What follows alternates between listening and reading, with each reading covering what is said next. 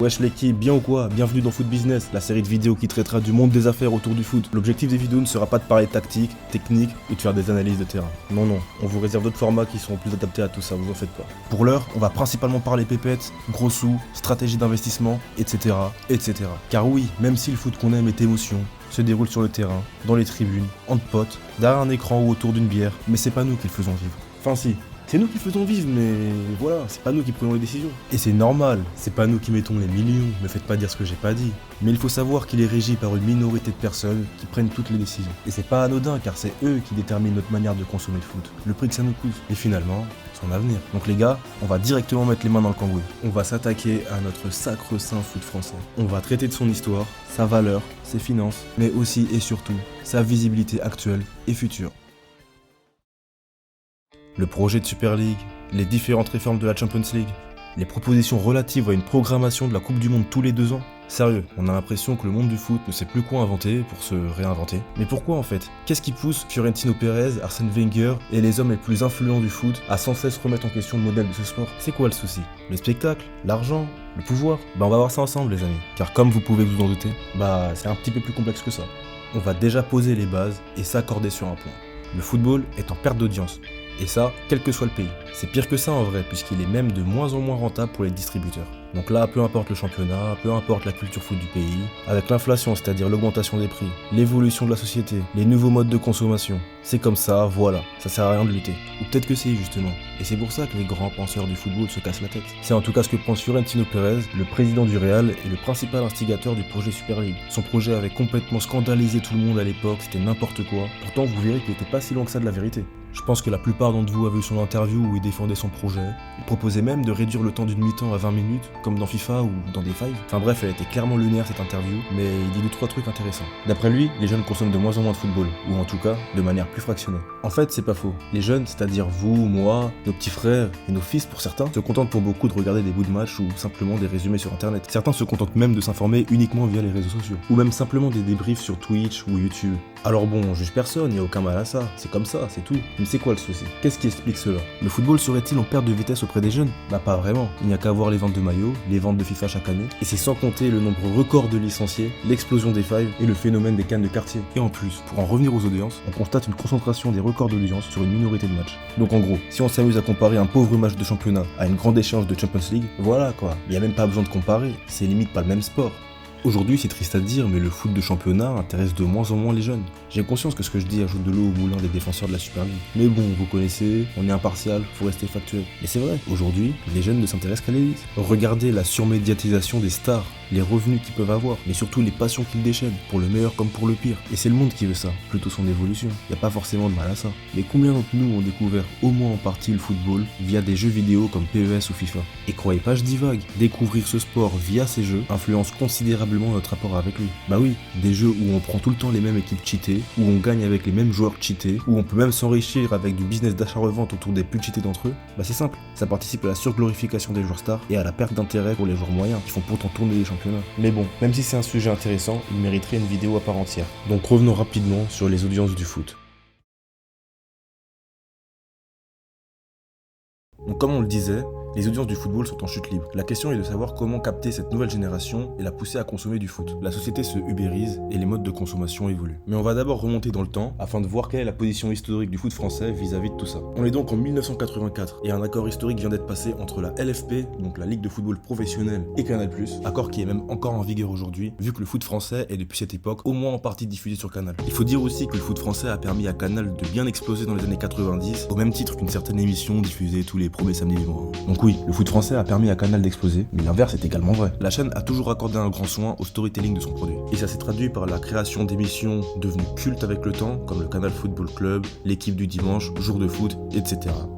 Qu'on le veuille ou non, Canal a clairement permis à la culture foot de se développer en France, pays qui avait pourtant du retard sur ses voisins à ce niveau. C'est aussi dans le cadre de cette démarche que Canal a encore investi dans le foot français par l'intermédiaire du Paris Saint-Germain en entrant dans son capital. Et oui, en 1991, poussé par Jacques Chirac qui était alors maire de Paris et Bernard Tapie qui était alors président de l'OM, Canal investi dans le Paris Saint-Germain. Alors là, l'objectif de l'opération était clairement assumé. Créer un rival à l'OM de Bernard Tapie qui marchait sur le football français. En tant qu'homme d'affaires rusé, Tapie craignait lui-même l'hégémonie de son club sur le football français et la lassitude qu'elle pourrait créer, faisant donc déjà planer la menace d'une baisse des audiences du foot français. Il y a même un livre dans les années 2000 qui a été en partie rédigé par Daniel Riolo qui parle de tout ça, du fait que la rivalité entre le Paris Saint-Germain et l'Olympique de Marseille est uniquement marketing, ou du moins elle l'était à ses débuts. Car oui, 30 ans après on est là pour analyser les conséquences de cette décision, ou plutôt de cette stratégie, et le moins que l'on puisse dire c'est qu'elle a été payante, vu qu'aujourd'hui un véritable antagonisme s'est créé autour du Paris Saint-Germain et de l'Olympique de Marseille. Il s'agit même de l'une des rivalités les plus médiatisées du foot français. Les supporters se la sont appropriés et l'ont diffusée de génération en génération, malgré la succession des dirigeants. Donc ouais, même si les racines de cette rivalité sont purement pécuniaires et marketing,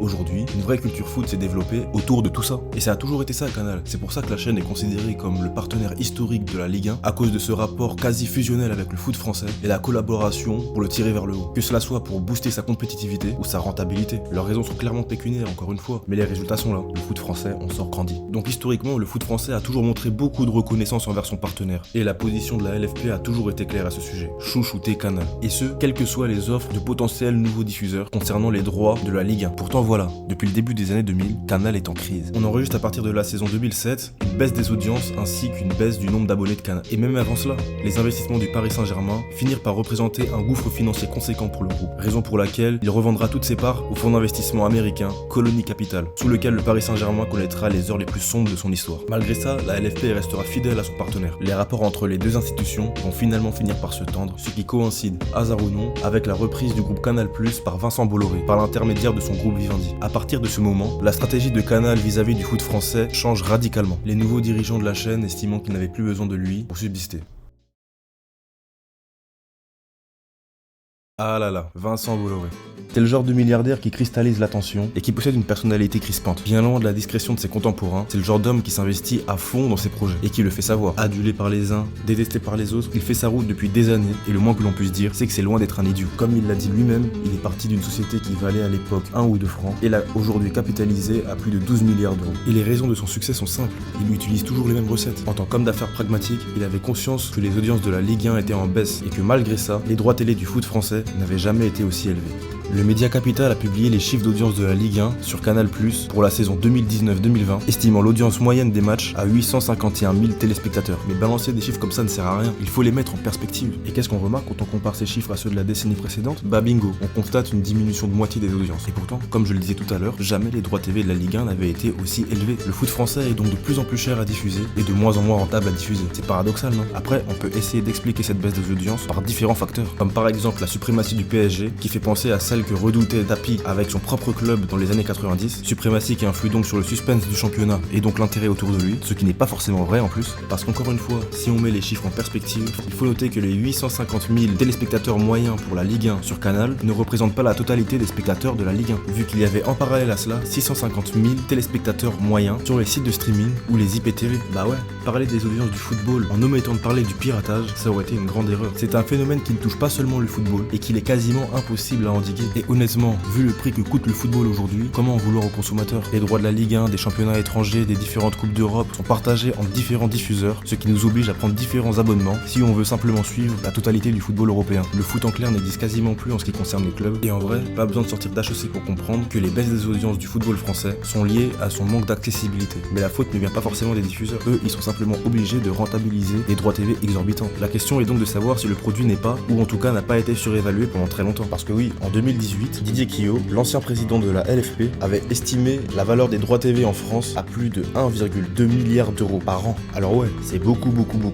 surtout quand on sait ce qu'ils valent aujourd'hui, mais on y reviendra. Mais la montée du piratage cette dernière décennie peut également expliquer, au moins en partie, l'un des facteurs importants de la baisse des audiences du football français sur Canal. Je veux bien sûr parler de la baisse de 15% des abonnés à la chaîne entre 2007 et 2017. Donc oui, le piratage n'est pas la seule raison qui explique cela, mais au moins en partie. La solution pour le monde du football est donc de s'inspirer aussi secteurs qui eux aussi ont dû faire face à la montée du piratage. Je veux bien sûr parler des industries musicales et cinématographiques qui pour la première possédaient un modèle basé sur la vente de CD en physique, modèle qui fut remis en cause car gangréné par la montée du piratage. L'industrie a donc été contrainte de s'adapter et de le faire évoluer. C'est ainsi que sont apparues dès les années 2010 les différentes plateformes de streaming que l'on connaît aujourd'hui comme Spotify, Deezer, Apple Music, etc.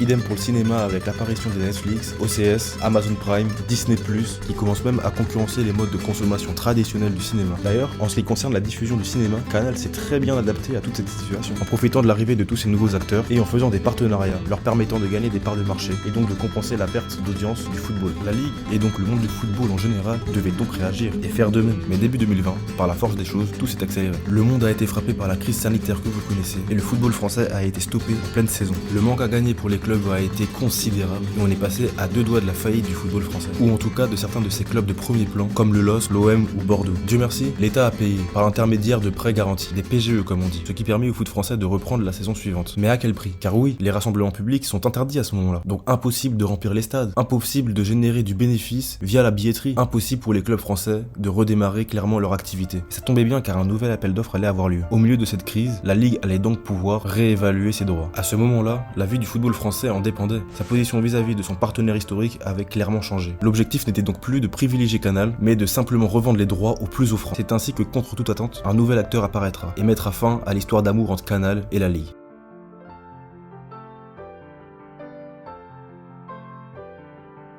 Merci à tous ceux et à toutes celles qui ont regardé la vidéo jusqu'au bout. Bon, vous connaissez, on n'a pas trop envie de vous assommer avec un trop plein d'informations. C'est que la première vidéo, mais vous en faites pas, la suite arrive très bientôt. Parce qu'en fait là, on s'est simplement attardé au contexte, à l'histoire du foot français, ou plutôt de la culture foot, des audiences, des droits télé et de la rentabilité. Mais le feuilleton est loin d'être terminé, et c'est ce qu'on verra dans la prochaine vidéo, où on s'attardera au fiasco total, au flop intergalactique qu'a été Mediapro. On parlera aussi d'Amazon, de leur obtention des droits, de leur investissement sur le long terme, mais aussi de la nouvelle guerre déclarée entre Canal et le foot français. Donc si la vidéo vous a plu, n'hésitez pas à dire ce que vous en pensez, lâchez un petit commentaire, lâchez un petit like aussi, et n'hésitez pas à vous abonner pour ne rien rater de notre futur contenu. Donc bon l'équipe, je vous dis ciao, à la prochaine pour de nouvelles aventures.